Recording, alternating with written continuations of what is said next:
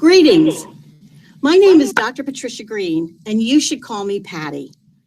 I'm an entrepreneurship professor at Babson College, and I have the very great honor of serving as the National Academic Director for Goldman Sachs 10,000 Small Businesses.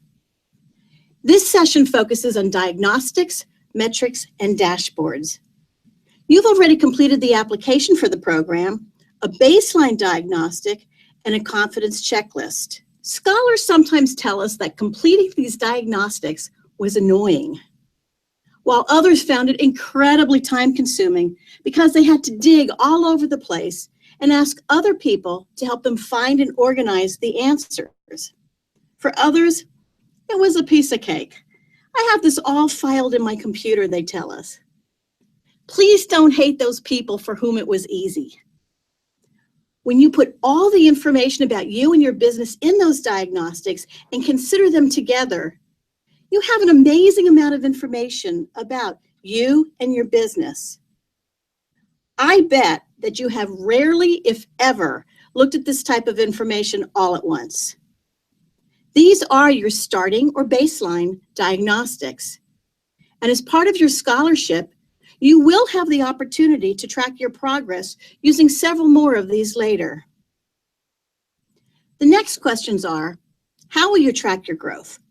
What are the right metrics to use? How much of this information is valuable, and what additional information and metrics should you use as you plan your growth opportunity? And of course, how do you track them? After all, we only get so many hours in a day, and we know from previous cohorts that most scholars want to spend fewer hours in day-to-day operations and more on strategic planning. Picking the right metrics is actually a move towards more effective delegation. Since we can't have everything, we have to clarify what we really need to watch and how. The how is about your dashboard. What kind of tool can you use in order to organize, manage, and act from your metrics? It's really a productivity tool. Metrics are simply the measures that characterize your business and provide a more systematic means of describing and tracking how your business is performing. While revenue growth and number of employees are common metrics used to measure growth, we'll help you dig deeper to select the right metrics for you.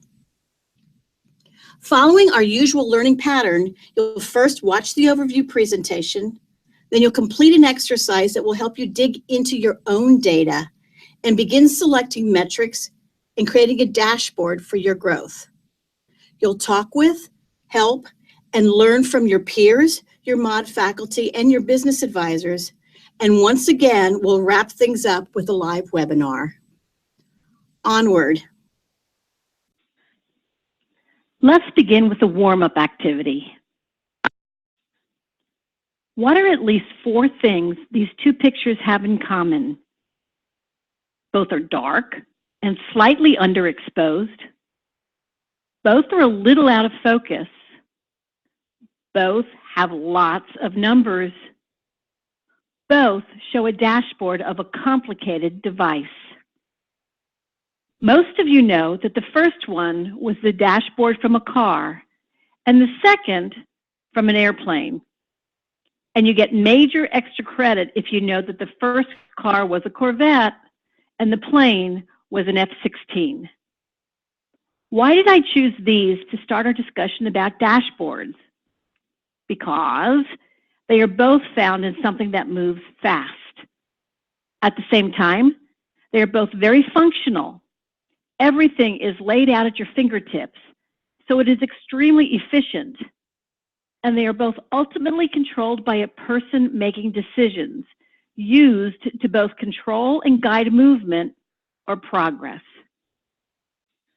So, how are dashboards helpful? In 10,000 small businesses, you spend a lot of time, especially up front, thinking about where you want to take your business. You work at an opportunity statement, you spend time on your vision, and you think about your role in putting all this together and leading it for the long term.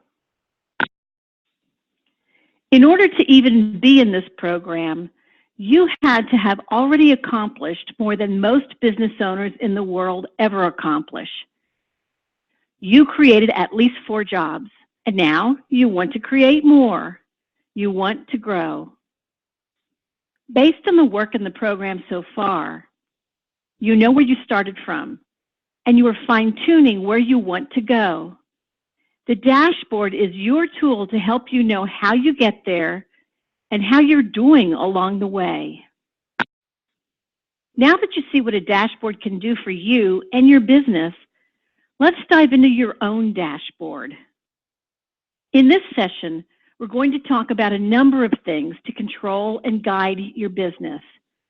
We'll go over your application, baseline diagnostic, and your confidence checklist. These 3 documents together tell a story about you, your business, and the business environment in which you operate. What's your story?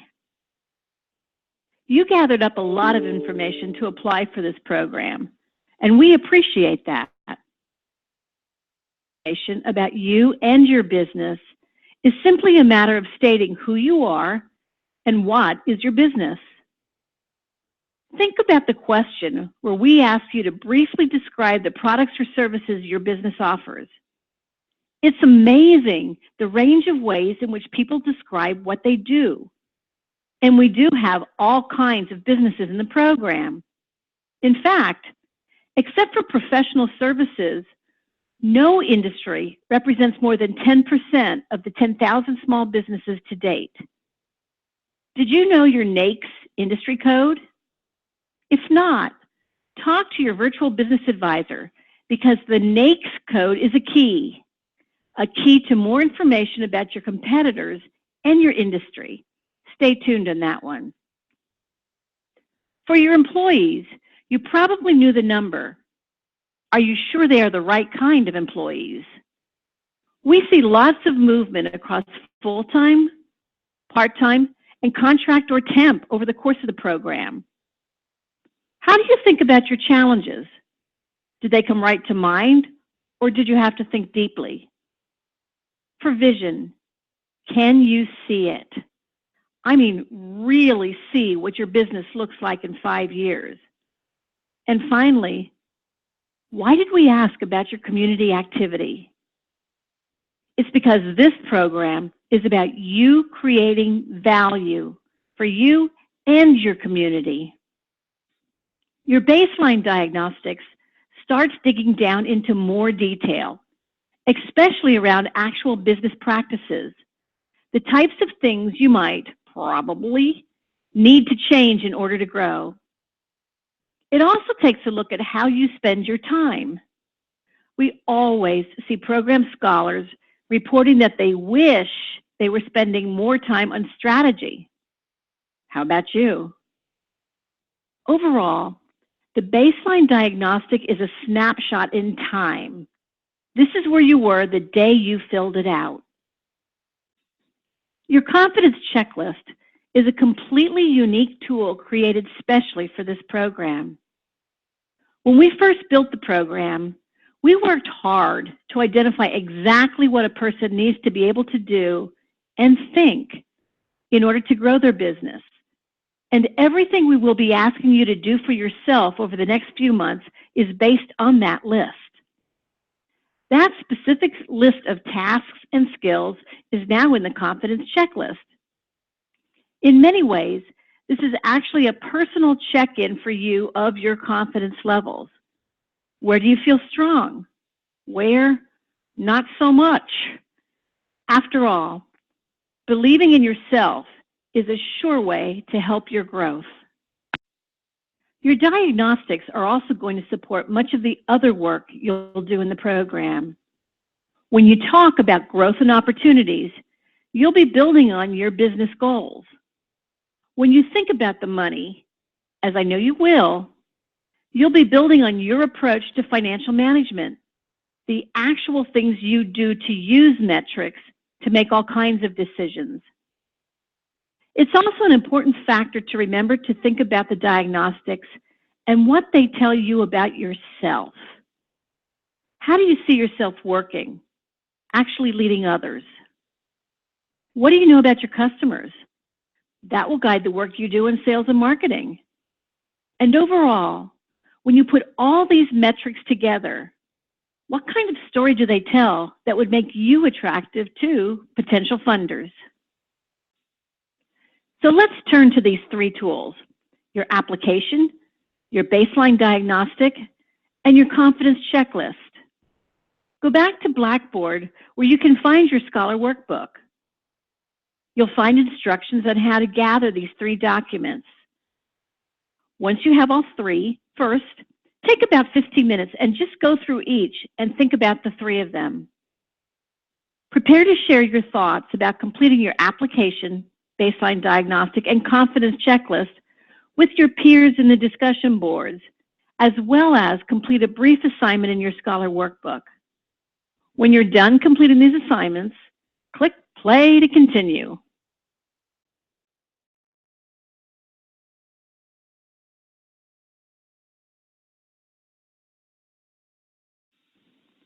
Taking a step back and looking at the big picture based on these three documents, what are your business's strengths?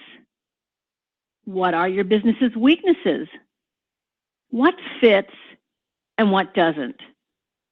What does the big picture painted by these documents tell you about you, your business, and about the business environment in which you operate? What questions come to mind that you hope to be able to answer? Each of these questions will eventually guide you in working through your growth plan. The answers to each of these questions also vary greatly across different kinds of people and different kinds of businesses. That's the benefit of peer learning. What do you learn from hearing how your peers think about these types of questions? Here are just two examples of things that previous scholars in the program shared as discovery points when they did this exercise. One woman at LaGuardia Community College in New York was really struck by looking at the way she described how she uses her time together with the types of things about which she feels most confident. She told her cohort that she realized she was spending all her time on the things about which she felt most confident and avoiding like the plague, which was funny because she owned a clinical trials company, the things about which she didn't feel confident. For her, this meant she spent a lot of time on marketing and almost none on financial management. Where do you spend your time?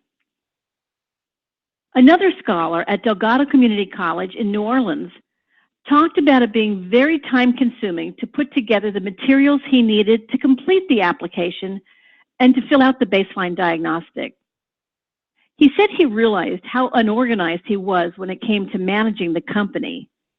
He thought he was very organized when it came to delivering his service.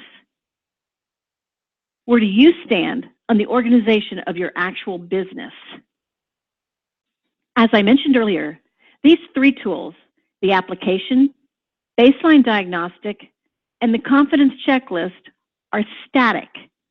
They are pictures at a particular point in time. What you and we need are ways to keep the information current, to track changes in numbers, and also track changes in business practices, what you actually do. As part of the program, you'll also be able to do a graduation diagnostic along with the confidence checklist. You'll be able to do a diagnostic at 6 months and then several times thereafter, again as part of the program. While these follow-ups are critical for you and your business growth, they're also extremely important for us to see how the program is doing as well. So I thank you in advance for completing them. When you're finished running through this introduction video, please do take the time to go to the discussion board and chat with others about what they've learned through taking this deep dive into their companies. Remember, this is a peer learning program. Share what you were thinking so you can learn from others, as well as help guide others. Our alumni uniformly say that working with their peer business owners is one of the key strengths of the program. At the same time, how well that works is entirely up to you. Click play when you're ready to continue.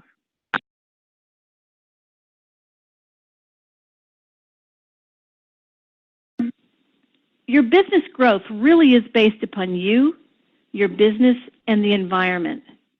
Therefore, your dashboard has to take into consideration all three of those things: you, your business, and the environment. Running out of gas is one way to think about it. What metrics will basically help you not run out of gas for your business? But also, what metric will help you not run out of gas personally? If you've run dry, your business can't grow. A car dashboard tells certain things. How do you keep from running on empty? This is a rough template of a dashboard based on those three all-important categories in our program. Remember, you don't even have to keep these categories, though all three should be addressed somehow. Also, the ideas inside the categories are just that, ideas to jog your thinking. They are not the right or only questions to answer. Just some directional posts based on the types of metrics we've seen from other small business owners. Plus, these aren't metrics. A metric is specific and measurable. Think back to the earlier examples and start thinking about what works for you. We've created a simple template of a dashboard that considers each of these three areas, just to help you think through what are the most important metrics for you. Actually, one of the fundamental principles for a dashboard is ease of use. One page, simple, easy to read, done. When we first designed the growth plan template, we used to place this dashboard in every major section with the idea that what metrics are included needs to be revisited on a regular basis. Simple dashboard, you should consider how any of it fits or doesn't fit for you. Also, this dashboard is just a suggested template. Make it your own. Change categories, change metrics, change anything. Just get to a point where it works for you to track your growth progress. Today is just your first crack at selecting what you think is important. You'll be thinking about this all through the course, with a good sense of the necessary metrics eventually coming out of your final growth plan. For today, let's just take a first crack creating this. Head back to your Scholar workbook to complete this activity and click play when you're ready to continue. Now let's talk about metrics. We've been talking about dashboards. Dashboards contain metrics. So what is a metric? For us, it is specific and measurable and time-oriented. As we walk through the sample template, start thinking about whether the proposed metric is both specific, you can tell what it is and what is being measured, and measurable. You know what the units of measure are. For time-oriented, you might think of your metrics as either tactical or strategic, and it is helpful to have some of both. The tactical is generally more operational and short-term, while the strategic, almost by definition, is more long-term. Our emphasis to go along with your growth plan right now is mostly tactical. How's that going? Go back to your workbook and define your metrics.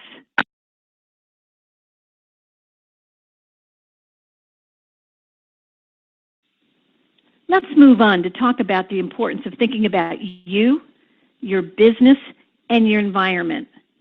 We broke down some suggestions down inside those categories. When thinking about you, what actual abilities or skills do you need to improve, and how would you know if they are improving? How do you spend your time? And what might be a personal goal? Developing the ability to delegate. This is one we see often. The question is, What metric can be used? One example we've seen is the ability to take off on weekends without receiving any calls from work. That can be measured. On spending time, one alumna, upon graduation from the program, kept the time she would have spent in class on her calendar and continued to use that time to work on her business growth, not in the day-to-day. That is a measurable and different use of her time since from before she started the class. She then did or didn't use the time as planned. This measure comes right out of one of my favorite diagnostic set of questions. How are you currently using your time? And how do you wish you were spending your time? This is a way to monitor whether you are really moving in the direction you've said you want to move. On your personal goals, we've seen this focus in two main areas. First, in a recurring theme, it was again about time use, but in this case, usually having to do with family. One scholar had a metric of making 2 Little League games a week. That is very specific and very measurable. Another theme is improving health, with a specific weight loss goal included. And yes, I've seen this in men and women. Once you have an idea of what you want to measure from your personal perspective, what about the business? This is highly, highly dependent on the type of business. It can depend on your industry, the age of your business, certainly the size of the business, and so on. Our first suggested category, remember that you do get to pick the categories as well, is about growth goals. This is an area that will probably be finalized when you are further along in your growth plan. It could be a metric related to market entry, such as steps to open a new location. It could be obtaining a different kind of mentor. Overall, it's looking at the specific action steps you need to take to grow and identify the specific and measurable things that you can track to make sure you are making progress. The financial metrics are the easy ones. Easy to specify and measure, not necessarily easy to meet. This could be a specific measure of cash flow. It could be a specific increase in revenues or revenues from a particular product or service. Over the length of the program, you'll get to practice with a number of different financial ratios.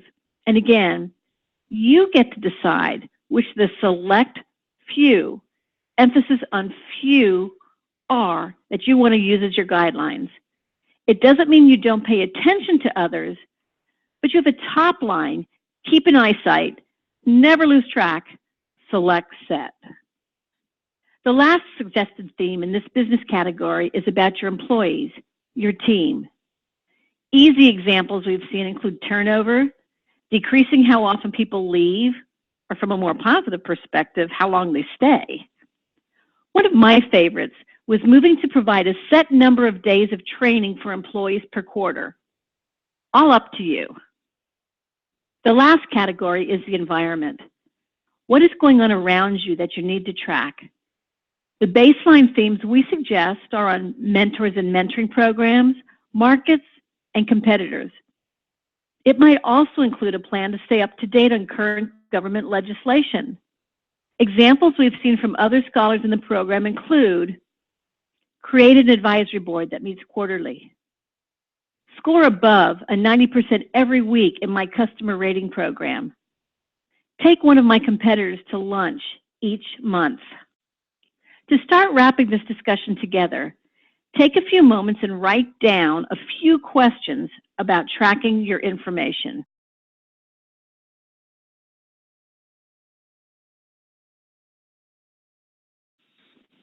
By now, we have suggested you complete all the items on this list. Make sure to save everything with your growth plan in a place where you can retrieve it later when you're talking to your growth group or your virtual business advisor. To close, I'm going to share an example of a dashboard template from one of our alumni. Thank you, and please do turn to your discussion board for any and all questions. Onward. Well, there you have it. Our goal for your work on metrics and dashboards was for you to think carefully through what kind of information you need to lead and guide your business, where and how you get that information, how you track it, and how you act on it. The dashboard is your tool in order to do that tracking. However, it's only as good as the selection you make in picking your metrics, making sure the information you use is relevant and accurate, and most importantly, that you set aside time to review your metrics and plan your action steps to address anything that needs to be addressed. My other closing point is to remind you that your metrics should be specific and measurable. Here are a few examples from scholars who came before you in the program. From Los Angeles. Spend more time with clients. This is a good basic idea. I'm hoping that the moment you heard it, you asked yourself, because the voices in your head really are important. Which client or clients? How much time? How often? A possible place to end up here is 2 hours dedicated per month talking with the top 4 existing clients to review satisfaction and explore new ideas. Another example, when we see often and in many sites, lose weight. Obvious question, how much? Is the following from a different scholar a better metric? Improve health. Devote at least 1 hour per day to exercise, meditation, yoga, your choice. Another example, one we see too often, profit margin. Just profit margin. Admirable, but what does it mean? How about increase profit margin by 1% or 3% or 5% quarterly? That is specific and measurable. You should now have your initial dashboard. Let's remember that this is a dashboard largely based on what you were doing and how you were thinking before you arrived in the program. You should be revising and fine-tuning your choice of metrics, and therefore your dashboard, over the whole course of the program. As you move ahead in developing your growth opportunity, some things may become more important while others less so. You should be learning new ways to think about your financials, your team, your marketing approach, your operations, and ultimately yourself.